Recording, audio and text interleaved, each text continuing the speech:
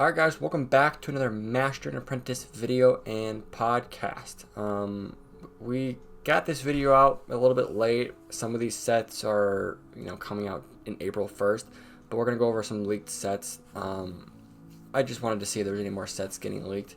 There really wasn't. There hasn't been recently, so I just thought I'd throw some of these out there, just kind of getting our first look. First set is 76315. It's the Iron Man haul, right? They've done this set a couple different times. But it's from Iron Man 2, right? We've got the War Machine, or sorry, Iron Patriot, as you better call it. We got the Aldrich Killian, which it's been a while since we've gotten him as well. It's kind of a downsized haul. I feel like this is probably one of the smallest ones they've done, but it's still a cool set. $55 for 384 pieces. Seems a little overpriced, but I don't know. It seems kind of to be expected. This is kind of what I expected for $55. Overall, it looks like a cool Iron Man haul set. If you have any of these ones from the past, I don't think you're missing out much on this one. But if you haven't got any of the ones from the previous years, I think this is a cool set. Yeah, the past few ones have been more different styles of Iron Man armor, which there's a million different versions of it, so they throw a bunch of those. But this is an actual scene from Iron Man 2 with the different characters. You got Aldrich Killian, Pepper Potts. You got actual people from the movie as opposed to just a bunch of armor sets. Yeah. Then we have set 76323, rumored to be $100, coming out May 1st. 621 pieces. The Avengers Endgame. So it's like the 5th iteration, I feel like. This set has a lot of bad talk around it, and I definitely get it. The set itself isn't a bad idea. I think it's okay.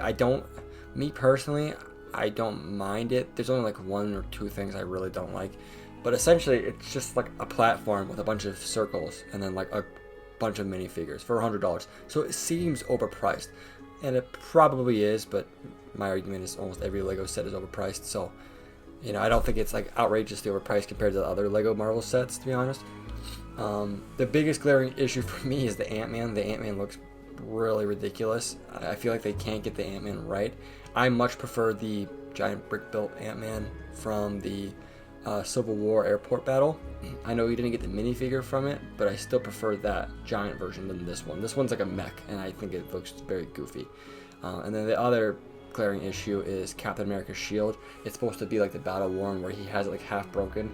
Instead of just giving it a new mold, they just printed it on a shield. So like the whole shield is still there, but instead of having like the Captain America print on it, they only have it like half. It looks just dumb. You can see it on the pictures. I don't think it looks very good. But the rest of the minifigures I think look really good. I mean, even the battle scene I think looks good. Is it overpriced? Yeah, probably, but all Lego sets are. I feel like it's nothing more ridiculous than any of the other Lego sets. And the rest of the minifigures are good enough. I think it works. I think it's doable. I'm interested to see how many more times Marvel or Lego Marvel can get away with doing this battle, because they've done it, I feel like, every single year so far since Endgame. Yeah, I mean those portals. It's one of the most iconic shots from that battle. The start of it. I mean, Strange opening everything up, but it does, especially the Ant-Man does look kind of weird. It looks like an inflated body with a small head on it because it's using a minifigure head on a giant body, which just, in my opinion, doesn't work. I'd say either the brick built, like Sammy said, or the brick built and a minifigure on the side if you really want to include that 10th minifigure. But it almost feels like you're paying just for the minifigures, and there's 10 minifigures, $100. That's kind of what it feels like, but that's what almost every single set feels like these days. You can't be too disappointed when that's been the status quo, honestly. Yeah, and then lastly, we have another set that's leaked from Lego Star Wars, set 75399, the Andor U-Wing. We can see from the pictures for $70, this is kind of what we were expecting. It's a little bit downsized. Mostly you can tell by the engines. They look a little dumb, I think. I mean, they just look a little out of shape. I don't know. I don't think they look very good. The minifigures, you get Andor, you get K2SO, you get whatever the girl's name is. What is it? Kira or something like that. Starts with a K or something. Whatever, the Imperial lady. And then you get like another Imperial officer with a shield that we saw in the trailer. Overall, the set looks fine. There's only the one picture, so it's kind of hard to go off of. But this is kind of what we were expecting, a bit of a downsize, right? I mean, if you want affordable sets in today's Lego economy, you gotta downsize them, right? Are Lego sets overpriced? Yeah, but in general, inflation is a real thing, right? When the first U-Wing came out 10 years ago now at this point, right? I think it's 10 years ago.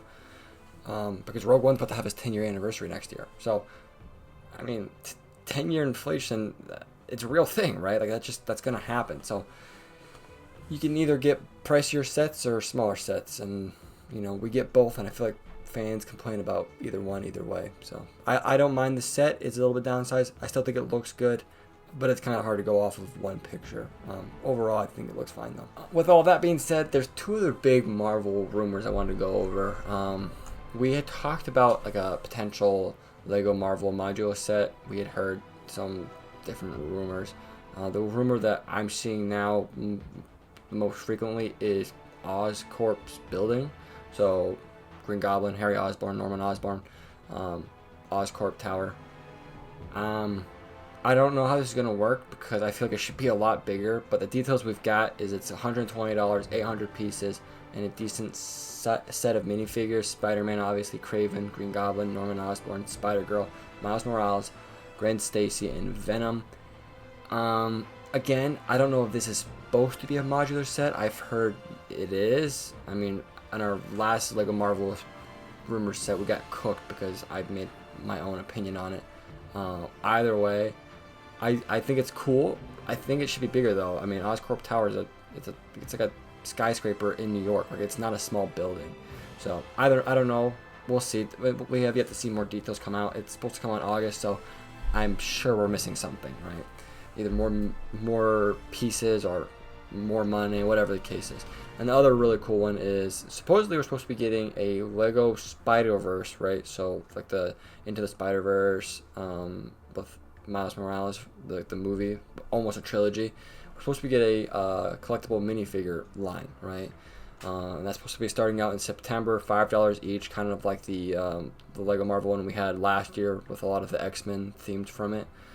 This is going to have all the characters from the Into the Spider-Verse movies, starting with Miles Morales, obviously, Gwen Stacy, Spider-Man India, Cyborg Spider-Woman, Sun Spider, Spider-Man 2099, Spider-Punk, Peter B. Parker and Mayday, Spider-Bite, Miles Prowler, Spider-Werewolf, and Cowboy Spider-Man. So a lot of cool different Spider-Man that I really don't know how else you would manage to get all of them in, right?